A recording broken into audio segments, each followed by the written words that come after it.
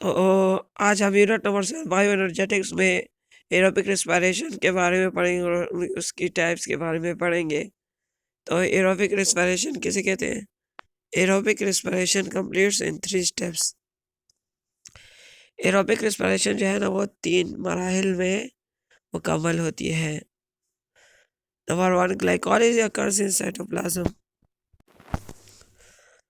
Glycolysis का अमल जो है ना, ग्लाइकोलिसिस किसे कहते हैं? ग्लूकोज के टूटने का अमल। ठीक है, ग्लूकोज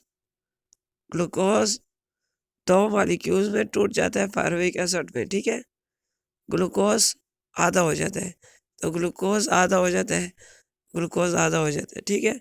और से 2 मॉलिक्यूल किसके बन जाते हैं? पायरुविक एसिड के। Pyruvic acid.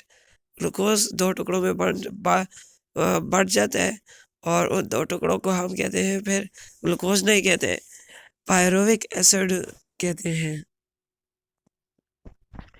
Krebs cycles occur in mitochondria.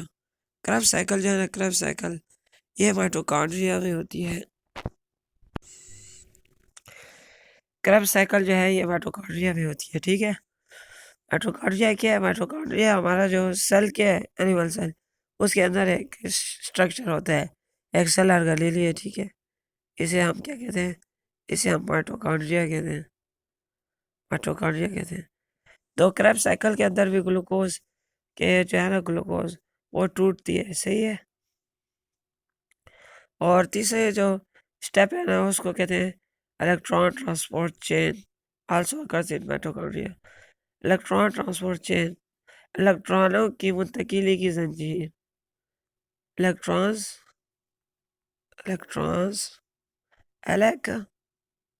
ये बड़किए जो होते हैं, इलेक्ट्रॉन्स की मुंतकिली या इंतकाल की जंजीर। इलेक्ट्रॉन ट्रांसपोर्ट चेन की जंजीर।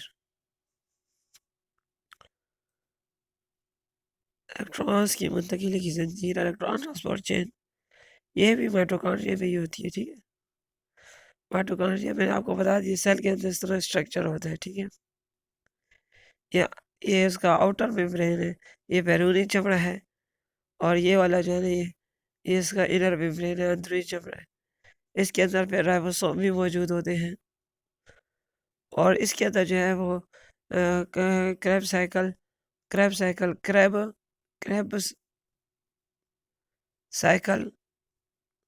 और ETC या इलेक्ट्रॉन ट्रांसपोर्ट चेन का अमल होता है। ठीक है, इसके अंदर जो है फिर इलेक्ट्रॉन ट्रांसपोर्ट चेन का अमल होता है माइटोकॉन्ड्रिया में। इलेक्ट्रॉन ट्रांसपोर्ट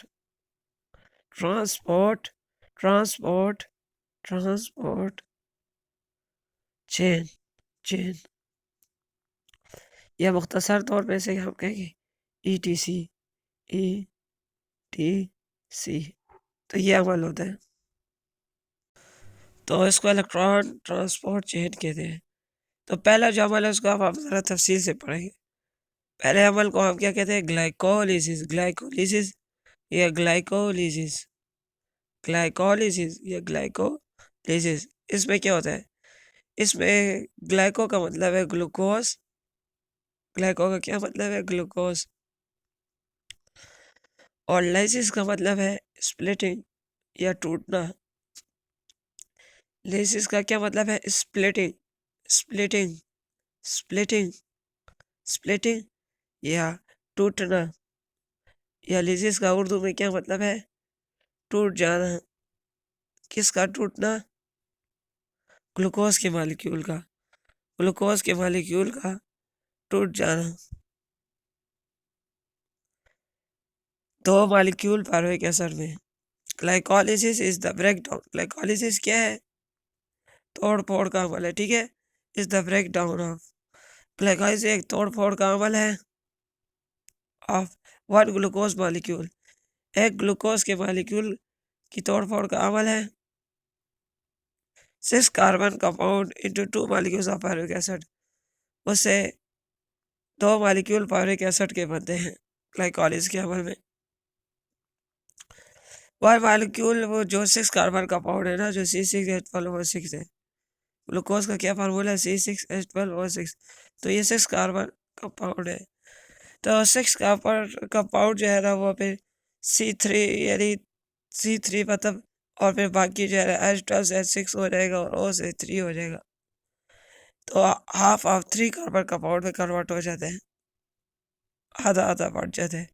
6 कार्बन को आधा करो तो 3 कार्बन एक साइड पे चले जाते हैं और 3 कार्बन दूसरे मॉलिक्यूल में चले जाते हैं, और ग्लूकोज की शिकल तब्दील हो जाती है उससे पायरुविक एसिड पर, उसे आप पायरुविक एसिड कहेंगे जब वो आधे आधी हो, ग्लूकोज 3 कार्बन उस पे हो।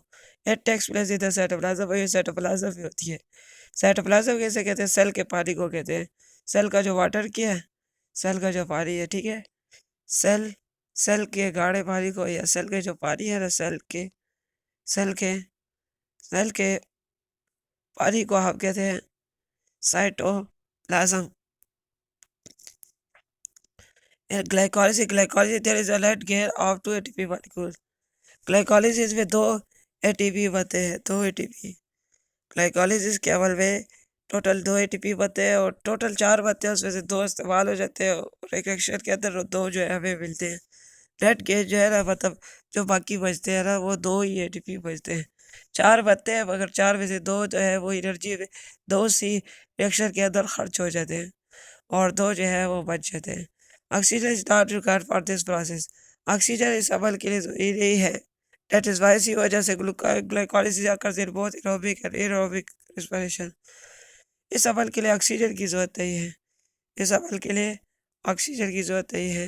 ग्लाइकोलिसिस के अमल के लिए ऑक्सीजन ऑक्सीजन ऑक्सीजन की कोई कोई ज़रूरत ज़रूरत ज़रूरत नहीं है। ग्लाइकोलिसिस के अमल में ऑक्सीजन की कोई ज़रूरत नहीं है। इसी वजह से ये लेकिन ये स्टेप जो है, ये ऑक्सीजन यानी एरोबिक रेस्पिरेशन के अमल में भी काफ़ी पहला हिस्सा है। एरोबिक रेस्पिरेशन को तो ऑक्सीजन की ज़रूरत होती है, मगर ऑक्सीजन की ज़रूरत कौन से स्टेप में होती है, क्रेब्स साइकिल और इलेक्ट्रॉन ट्रांसपोर्ट चेन में। ग्लाइकोलिसिस के फर्स्ट स्टेप में उसको ऑक्सीजन की ज़रूरत नहीं होती है एरोबिक रेस्पिरेशन में भी, और एरोबिक रेस्पिरेशन में भी ग्लाइकोलिसिस में ऑक्सीजन की ज़रूरत नहीं होती है। उसका तो लाभ ही है कि ऑक्सीजन के बगैर वाली रेस्पिरेशन, और एरोबिक का मतलब ऑक्सीजन वाली रेस्पिरेशन। तो क्रेब्स साइकिल आप देखते हैं, क्रेब्स साइकिल क्या चीज़ है, तो क्रेब्स साइकिल क्या चीज़ है, तो Krebs cycle this was discovered by British scientist Hans Krebs. तो ये जो क्रेब्स साइकिल है ना, ये एक बरतानवी साइंसदान, ठीक है, एक बरतानवी साइंसदान पर, ब्रिटिश को उर्दू में कहते हैं बरतानवी, बरतानिया ब्रिटिश को कहते हैं ना, बरतानवी साइंसदान, साइंस साइंस साइंसदान, बरतानवी साइंसदान जो है ना, उसने क्या किया, ब्रिटिश साइंटिस्ट है, इसको डिस्कवर किया था, दरियाफ्त किया था, therefore named after his name as Krebs cycle. तो इसीलिए अपने नाम के साथ इसको क्रेब्स साइकिल का नाम दे दिया था, ठीक है, अपने नाम के हिसाब से। बाद में इसको दिया गया उसके नाम के हिसाब से, ये उसने खुद दिया होगा। ये टकर जेल माइटोकॉन्ड्रिया, ये कहाँ पर होती है, ये माइटोकॉन्ड्रिया भी होती है। माइटोकॉन्ड्रिया में आप लोग को बता दूँ इस तरह का स्ट्रक्चर सेल के अंदर मौजूद होता है, ठीक है, where all necessary enzymes are present. के अंदर जो है ना माइटोकॉन्ड्रिया में, माइटोकॉन्ड्रिया के अंदर जो है ना मुख्तलिफ किस्म के जो है ना एंजाइम्स मौजूद होते हैं, एंजाइम्स जो कि रिएक्शन को तेज करते हैं और ग्लूकोज को हजम करते हैं। Before entering Krebs cycle, pyruvic acid generated in stage into 2 carbon compound called acetyl coenzyme A। acetyl coenzyme A, acetyl coenzyme A या acetyl coenzyme A में जो है वो तब्दील हो जाती है। पायरुविक एसिड किस वक्त तब्दील होती है, पायरुविक एसिड जो है ना, पायरुविक एसिड ये एसिटिल कोएंजाइम ए में तब्दील हो जाती है। पहले ग्लूकोज होती है, ठीक है, ग्लूकोज होती है, ग्लूकोज से बनते हैं पायरुविक एसिड के 2 मॉलिक्यूल, ठीक है, पायरुविक एसिड बनती है, पायरुविक एसिड बनती है, और फिर पायरुविक एसिड से जो है ना वो एसिटिल कोएंजाइम ए बन जाते हैं, ठीक है, एसिटिल कोइजाइम कोइजाइम ए, ये 2 कार्बन का पाउडर है, ठीक है। ग्लूकोज 6 कार्बन का पाउडर था, 6 कार्बन का पाउडर था। पायरुविक एसिड 3 कार्बन का पाउडर है, और ये फिर जा रही है, फिर 2 कार्बन का पाउडर है। ग्लूकोज पहले 2 टुकड़ों में बढ़ती है, तो उसको पायरुविक एसिड कहते हैं, फिर 3 टुकड़ों में बढ़ जाती है, तो फिर उसको एसिटिल कोइजाइम कहते हैं। इट दैट गोज, ये फिर जाती है, it that goes through a series of reaction, तो ये फिर मुख्तलिफ किस्म के तावलों के सिलसिले से गुजरती है, ठीक है। यानी क्या, रद्द रद्द रद्द अमालों के रद्द अमाल रद्द अमाल या रद्द अमल के सिलसिले सिलसिले से गुजरते हैं। ये क्या, एसिटिल कोइजाइम जो है ना, इस पे बहुत सारे रिएक्शन होते हैं, ठीक है। बहुत सारे रद्द अमल होते हैं, बहुत सारे जो है वो रद्द अमल होते हैं, बहुत सारे रद्द अमल रिएक्शंस होते हैं।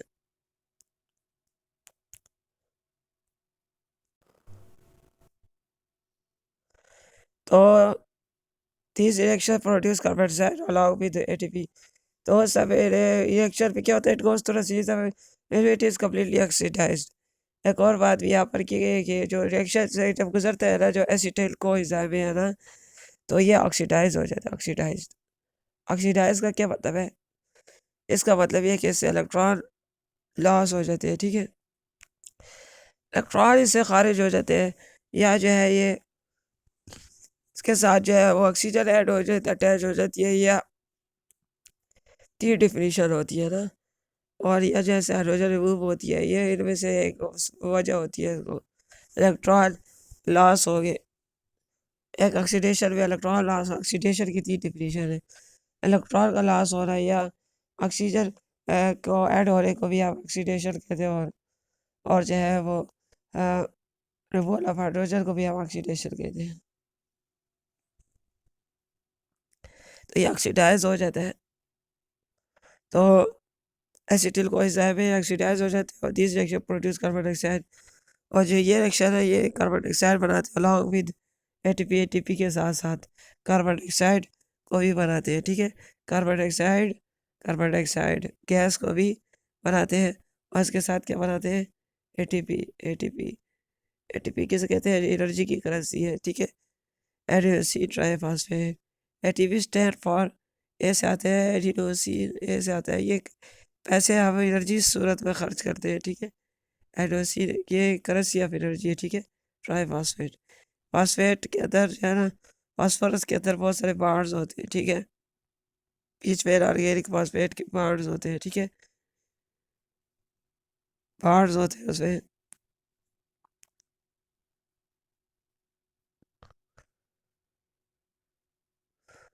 तो ये इसमें फॉस्फेट के मॉलिक्यूल होते हैं, इनके दरमियान में बॉन्ड्स होते हैं, ये बॉन्ड्स टूटते हैं और हमें मिलती है एनर्जी। इसमें से क्या निकलती है, एनर्जी। इसके अंदर एनर्जी महफूज हुई होती है, एनर्जी इसके अंदर जो है वो एनर्जी इसके अंदर जो है वो महफूज हुई होती है, एनर्जी इसके अंदर महफूज हुई होती है, और इससे हमें एनर्जी मिलती है। तो दिस रिएक्शन को हिसाबे एन एफएटी, तो एटीपी जो है, जो एटीपी है, इसमें 3 फॉस्फेट होते हैं, 3 इस पे फॉस्फेट के मॉलिक्यूल्स होते हैं, ठीक है। तो जब एनर्जी की जब ज़रूरत होती है तो एक फॉस्फेट टूट जाता है, तो ये एटीपी से बच जाता है। एटीपी यानी 3 फॉस्फेट से डाई हो जाता है, ट्राई से डाई हो जाता है, एलओसी ट्राई फॉस्फेट से एलओसी डाई फॉस्फेट की जाइब चला जाता है।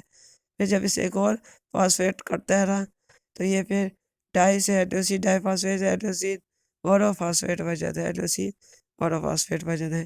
पहले जब 3 फॉस्फेट होते हैं ना, तो उसको एटीपी कहते हैं, ठीक है। जब उसमें 2 फॉस्फेट रह जाते हैं, तो उसको फिर एडीपी कहते हैं, एडीपी। और जब एक फॉस्फेट रह जाता है तो उसे एएफपी कहते हैं, एएफपी।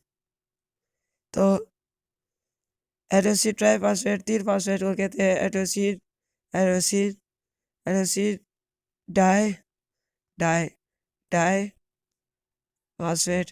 फॉस्फेट जो है वो एडीपी को कहते हैं। तो ट्राई से ड्राई बच जाता है, डाई बच जाता है, डाई का मतलब 2, एडीपी बच जाता है, एडीपी बच जाता है। और फिर उससे जो है ना एक फॉस्फेट जब रह जाता है तो फिर उसको हम कहते हैं adenosine, adenosine, adenosine monophosphate. Mono का मतलब एक, इसमें फॉस्फेट रह जाता है, monophosphate, monophosphate, phosphate. AP, AP मुख्तसर तौर पर से हमें एपी कहते हैं।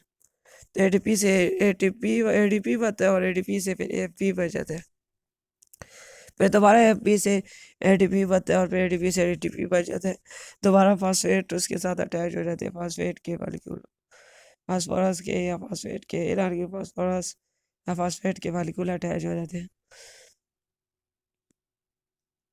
फास्फोरस एटम है और फॉस्फेट मॉलिक्यूल है। इतनी सिलेक्शन, इतनी सिलेक्शन, ये जो रिएक्शन है ना, ये एंजाइम एरिडियन एफएटी, एरिडियन एफएटी, एरिडी स्टैंड्स फॉर आर, और एरिडी एरिडियन एंड एफएटीएच रिस्पेक्टिवली, ठीक है। तो कहते हैं एंजाइम जो है ना, एरिडी, एरिडी, एरिडी स्टैंड्स फॉर एनएडी, एनएडी, एरिडी का क्या मतलब है? एरिडी का मतलब ऐसे आता है, nicotine amide, nicotine, nicotine, nicotine amide, nicotine amide. A से आता है एडेनिन, एडेनिन, एडेनिन। और डी से आता है di nucleotide, di, di nucleo, cleo, cleo, di nucleotide, di nucleotide, di nucleotide. तो एडीपी जो है ना, वो रिड्यूस होकर, रिड्यूस का मतलब ये है इसमें रिडक्शन का अमल होता है, रिडक्शन, रिडक्शन की 3 डिफिनीशन है, ठीक है। इसमें यहाँ ऑक्सीजन ऐड होती है, ऑक्सीजन, हाइड्रोजन, ऑक्सीजन रिमूव होती है रिडक्शन के अमल में, ठीक है। ऑक्सीजन, ऑक्सीजन रिमूव होती है, एक डिफिनीशन इसकी ये है, ठीक है। या इसमें जो है ऐड होती है, ऐड या अटैच हाइड्रोजन का आइटम होता है, ठीक है। ऐड और अटैच हाइड्रोजन, हाइड्रोजन जो है वो ऐड होती है, ठीक है।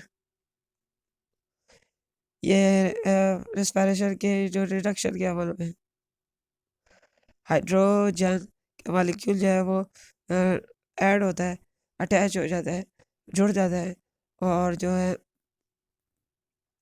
इलेक्ट्रॉन जो है वो गेयर होते हैं, ठीक है। इलेक्ट्रॉन्स क्या होते हैं इस अमल में, रिडक्शन के अमल में इलेक्ट्रॉन्स क्या होते हैं, गेयर हो जाते हैं, गेयर, इलेक्ट्रॉन्स गेयर हो जाते हैं। तो अब एफएटी का क्या मतलब है? डी का तो मेरे को बता चुका हूँ, निकोटीन एमाइड लीड डाइन्यूक्लियोटाइड मतलब है ना। एफएटी क्या क्या मतलब है? तो एफएटी का अमल का फ्लेविन एंड लीड डाइन्यूक्लियोटाइड।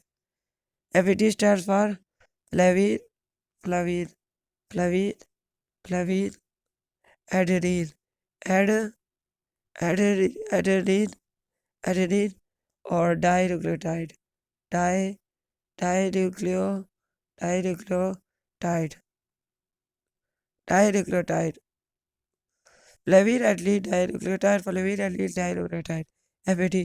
तो एनएडी की जब जो है ना रिड्यूस होता है ना, जब रिड्यूस होता है ना, जब रिड्यूस्ड होता है, तो एनएडी से पाया जाता है, एनएडी के साथ, एनएडी के साथ एक हाइड्रोजन जुड़ जाता है, ठीक है। एक हाइड्रोजन जुड़ जाता है तो वो एनएडीएच बच जाता है, ठीक है। देखो टी है, एनएडी डाइन्यूक्लियोटाइड हाइड्रोजन बच जाता है, ठीक है। हाइड्रोजन बच जाता है, एनएडी से एनएडीएच बच जाता है। और एफएडी से, एफएडी के साथ जब एक हाइड्रोजन इकट्ठा होता है ना, जुड़ता है ना, तो उससे एफएडीएच बन जाता है, एफएडीएच बन जाता है, ठीक है। जब एक हाइड्रोजन से जुड़ता है तो उसके बाद FADH, flavin aldehyde dinucleotide hydrogen बन जाता है विद तरतीब। रिस्पेक्टिव का क्या मतलब है? यानी पहले एनएडी से एनएडीएच बनता है, फिर उसके बाद एफएडी से एफएडीएच बनता है। रिस्पेक्टिव का मतलब है विद तरतीब, विद तरतीब, ये तरतीब से पहले एक होता है फिर दूसरा वाला होता है। इलेक्ट्रॉन ट्रांसपोर्ट चेन, इलेक्ट्रॉनों की मुंतकिली की जंजीर, इलेक्ट्रॉन ट्रांसपोर्ट चेन, ठीक है। Electrons, electrons, electrons, electrons, electrons की मुंतकिली, मुंतकिली, मुंतकिली, ये मैं अभी पहले भी बता चुका हूँ। मुंतकिली, मुंतकिली की जंजीर, जंजीर, इलेक्ट्रॉन्स की मुंतकिली की ज़ंजीर, इसको आप क्या इलेक्ट्रॉन ट्रांसपोर्ट कहते हैं। तो ये last step in aerobic respiration, ये आखिरी मरहला है, ठीक है। ये क्या है? ये आखिरी कदम या आखिरी मरहला, आखिरी मरहला या आखिरी कदम, ठीक है, एरोबिक रेस्पिरेशन का। इसमें क्या होती है? ऑक्सीडेशन होती है। पहले ऑक्सीडेशन रिड्यूस को एंजाइम, यानी इलेक्ट्रॉन्स लूज होते हैं, ठीक है। इलेक्ट्रॉन्स पहले से क्या होते हैं? लूज होते हैं, इलेक्ट्रॉन्स से बाहर निकलते हैं, इलेक्ट्रॉन्स लूज होते हैं। और कोएंजाइम और या हाइड्रोजन अलग हो जाती है, ठीक है। एनएडीएच और एफएडीएच से हाइड्रोजन प्रोड्यूस ग्लाइकोलाइज या क्रैब साइकिल उसकी रिडक्शन हो जाती है, ठीक है, रिड्यूस हो जाते हैं हाइड्रोजन है। तो जो रिडक्शन रिड्यूस कोएंजाइम जो है ना, रिड्यूस के इलेक्ट्रॉन गैर हुए होते हैं। रिड्यूस का क्या मतलब है? इसमें इलेक्ट्रॉन क्या हो चुके होते हैं? गैर हो चुके होते हैं, या हाइड्रोजन ऐड हो चुकी होती है। मैंने जिस तरह आप लोगों को पता है कि एनएडी से एनएडीएच बन जाता है और एफएडी से एफएडीएच बन जाता है, सही है। तो एनएडीएच और एफएडीएच जो रिड्यूस होते हैं ना, तो वो फिर उससे दोबारा हाइड्रोजन अलग हो जाते हैं और एनएडीएच से एनएडी वापस बन जाता है। और एफएडी से दोबारा एफएडीएच से दोबारा एफएडीएच से दोबारा से एफएडीएच से दोबारा से क्या बन जाता है? एफएडी बन जाता है, ठीक है। दोबारा से एनएडी बन जाता है, यानी वो रिड्यूस ऑक्सीडाइज हो जाते हैं और एफएडीएच से एफएडी बन जाता है। इन दोनों को आप कोएंजाइम्स कहते हैं। इन दोनों को आप क्या कहते हैं? को को कोएंजाइम्स। इनको आप कहते हैं कोएंजाइम्स, कोएंजाइम्स। तो during this step it is done by using oxygen. और ये किस तरह होता है? ये दोनों तो ग्लाइकोलाइज और क्रैब साइकिल में बने होते हैं ना, डीएच और एफएडीएच। तो ये जो है ना ऑक्सीजन की मदद से होता है। ड्यूरिंग दिस स्टेप, इस मरहले में 2 electrons are release from DH and FADH.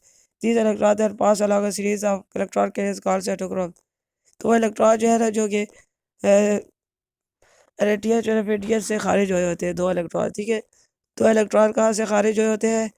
NADH और एफएडीएच से, जो है एनएडीएच एनएडीएच एनएडीएच एनएडीएच और एफएडीएच एंड एफएडीएच से जो 2 इलेक्ट्रॉन खारिज होते हैं ना, 2 इलेक्ट्रॉन जो है ना जब खारिज होते हैं ना, 2 इलेक्ट्रॉन जब खारिज होते हैं, तो वो इलेक्ट्रॉन जो है ना फिर सफ़र करते हैं मुख्तलिफ जगहों पे, मुख्तलिफ चौकियों पे सफ़र करते हैं। उनको आप क्या कहते हैं? इलेक्ट्रॉन को ले जाने वाले कैरियर, ठीक है, electrons carrier, electrons electrons carrier कहते हैं, जो कि इलेक्ट्रॉन को एक जगह से दूसरी जगह ले जाते हैं या मुख्तलिफ जगहों पर इलेक्ट्रॉन्स को ऑक्सीडाइज और रिड्यूस करते हैं, ठीक है, उनमें एनर्जी गेन करते हैं और लॉस करते हैं। तो जो इलेक्ट्रॉन को ले जाते हैं इलेक्ट्रॉन कैरियर्स है, उनको आप कहते हैं साइटोक्रोम्स। तो सर इसके अंदर जो है ना इलेक्ट्रॉन ट्रांसपोर्ट के अंदर बहुत सारे साइटोक्रोम्स मौजूद होते हैं, साइटो साइटोक्रोम्स मौजूद होते हैं, साइटोक्रोम्स मौजूद होते हैं। During the transport from one cytochrome to the other, कहते हैं एक साइटोक्रोम से जब दूसरे साइटोक्रोम की जानब इलेक्ट्रॉन जाता है, ठीक है, तो इलेक्ट्रॉन एनर्जी को ज़ाया करते हैं, इलेक्ट्रॉन एनर्जी को खारिज कर देता है। इलेक्ट्रॉन एनर्जी को क्या कर लेता है? ज़ाया कर लेता है और फिर कर देते से या खारिज कर देता है, ठीक है, इलेक्ट्रॉन एनर्जी को खारिज कर देता है। और this energy is use to form ATP and from ATP and PI. तो ये एनर्जी जो है ना, ये जो तवानाई है ना, ये जो तवानाई है, ये जो एनर्जी है, ये तवानाई है ना, ये जो तवानाई है, ठीक है, ये जो है एटीपी से एडीपी बनाती है और इनऑर्गेनिक फॉस्फेट बनाने में मददगार साबित होती है। और दैट और आखिर में the oxygen molecule accept electrons to form water. इसमें ऑक्सीजन मॉलिक्यूल जो है वो इलेक्ट्रॉन्स को एक्सेप्ट कर लेते हैं, ठीक है। ऑक्सीजन ऑक्सीजन मॉलिक्यूल्स क्या है? इलेक्ट्रॉन्स को क्या कर लेते हैं? एक्सेप्ट कर लेते हैं, ठीक है। और से क्या बन जाता है? H2O बन जाता है, ठीक है। H2O ऑक्सीजन भी साथ अटैच हो, तो ऑक्सीजन के साथ हाइड्रोजन अटैच हो जाती है और से जो है ना वो H2O बन जाता है। Electrons energy produce in respiration. तो एनर्जी भी खारिज हो जाती है, एनर्जी भी बच जाती है और फिर बाद में जो है ना वो इलेक्ट्रॉनों से वाटर बनता है, H2O बनता है। और यानी 2 हाइड्रोजन और 1 ऑक्सीजन का मिलाप बनता है। H2O का मतलब ये 2 ऑक्सीजन नहीं है, सॉरी, 2 ऑक्सीजन नहीं है, H2O में सिर्फ 2 ऑक्सीजन ही होती है, सॉरी, एक ऑक्सीजन होती है, ठीक है, स्टोव में, और दो हाइड्रोजन होती है। स्टोव दो हाइड्रोजन के एटम होते हैं और एक ऑक्सीजन के एटम होते हैं। स्टोव बच जाता है। तो the complete oxidation of one molecule of glucose into carbon, तो कहते हैं मुकम्मल ऑक्सीडेशन है ग्लूकोज के मॉलिक्यूल कार्बन डाइऑक्साइड और वाटर में। मुकम्मल तौर पे इलेक्ट्रॉन की जो ग्लूकोज की तोड़ फोड़ जो है ना, मुकम्मल तौर पे ग्लूकोज की जो तोड़ फोड़ है, मुकम्मल तौर पर ग्लूकोज की तोड़ तोड़ फोड़, जब वो ग्लूकोज क्या है, मुकम्मल तौर पर ग्लूकोज को चूरा चूरा करना या तोड़ना, चूरा ग्लूकोज के मॉलिक्यूल को सही चूरा चूरा चूरा चूरा किया जाता है, चूरा चूरा किया जाता है, या किरची किरची किया जाता है, किरची किरची किरची किरची किरची किरची किरची जो है ग्लूकोज के मॉलिक्यूल को किया जाता है। तो यदि ऑक्सीडाइज किया जाता है, उसमें से इलेक्ट्रॉन निकाले जाते हैं, एनर्जी निकाली जाती है, और इससे फिर बाद में क्या रह जाता है, जब वो टूट जाता है तो उससे फिर आखिर में कार्बन डाइऑक्साइड रह जाता है, और इसके साथ वाटर स्टोर रह जाता है। C6H12O6 के मॉलिक्यूल से ना C6H12O6 वो जो है ना, ये ये टूट कर जो है ना कार्बन डाइऑक्साइड गैस में तब्दील हो जाते हैं, और इसके साथ पानी में तब्दील हो जाता है। इसमें से 38 ATPs बच जाती है, एरोबिक रेस्पिरेशन 38 ATPs बच जाती है, और फिर 38 ATPs में से 2 ATP तो उस रिएक्शन में खर्च होती है ना, तो 36 ATP जो है वो नेट 36 ATPs बनती है। तो so there is net gain of 36 ATP from one glucose molecule, ये अक्सर पेपर में भी आता है, ये एक दफ़ा पेपर में भी आया था ये सवाल, ये कितने ATP बनते हैं, MCQs में भी आते हैं। तो डेट गेन जो है वो 36 ATP और टोटल 38 बनते हैं। This ATP are generated step wise, ये जो ATP है ना ये बनते हैं, जनरेशन का मतलब क्या, बनना बनना बनना बनना, या वजूद में आना, या वजूद वजूद वजूद में वजूद में वजूद में वजूद में आना, वजूद में आना। तो इस अमल को आप क्या कहते हैं, इसको आप जनरेटेड कहते हैं उर्दू में। जनरेशन का मतलब ये है, आहिस्ता आहिस्ता वजूद में आती है ATPs, ठीक है। ATP जो एनर्जी करेंसी है, सब ड्यूरिंग कुछ जो ग्लाइकोलिसिस में, और कुछ जो क्रेब्स साइकिल में, और वेरी ऑर्डिनेटेड ड्यूरिंग द इलेक्ट्रॉन, और बहुत सारे इलेक्ट्रॉन। तो कहते हैं 4 ATP, तो मतलब ग्लाइकोलिसिस के अमल में पाई जाती है ना 4 ATP, 4 में से फिर नेट गेन जो 2 ATP रह जाती है। फिर कुछ ATP जो है ना, कुछ ATP जो है ना, कुछ ATP वो कुछ चंद ATP जो है, चंद ATP जो है वो क्रैब साइकिल के अमल में बनती है, क्रैब क्रैब साइकिल के अमल में बनती है, क्रैब साइकिल के। और बहुत सारी ATPs, बहुत बहुत बहुत सारी बहुत सारी ATPs, बहुत सारी ATPs, बहुत सारी ATPs, बहुत सारी ATPs बहुत सारी ATPs, बहुत सारी ATPs जो है ना, बहुत सारी ATPs जो है ना, वो इलेक्ट्रॉन ट्रांसपोर्ट चेन के ETC इलेक्ट्रॉन ट्रांसपोर्ट के दौरान बनती है। इलेक्ट्रॉन ट्रांसपोर्ट के दौरान जो है ना, बहुत सारी वेरी ऑर्डिनेटेड बनती है ATPs। ATPs के, जिस तरह हम अपने साथ इजाफी खाना रखते हैं ना, जिस तरह मोबाइल के लिए पावर बैंक इस्तेमाल करते हैं, बैटरियाँ रखते हैं, एक्स्ट्रा बैटरीज रखते हैं, तो एनर्जी के लिए जो है ना वो ATPs की ज़रूरत होती है। इसी तरह ATP ATP जो है ना, ATP एनर्जी करेंसी है। ATP की सूरत में हम एनर्जी को खर्च करते हैं, ATP जो है वो एनर्जी करेंसी है।